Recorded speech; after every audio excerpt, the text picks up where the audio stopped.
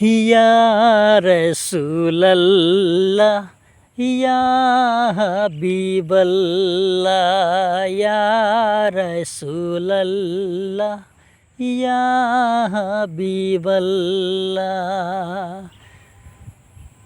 ওগো মারা যাওয়ার পরে রাখিবে না ঘরে, গোসল করাবে ঘরের বাহিরে। আসিবেন নবীজি আমাদের তরে, ইয়া রাসূলাল্লাহ ইয়া হাবিবাল্লাহ ইয়া রাসূলাল্লাহ ইয়া হাবিবাল্লাহ। ওগো অন্ধকার কবরে যখন দিবে আমারে, রাখিবেন নবীজি দয়ার নজরে।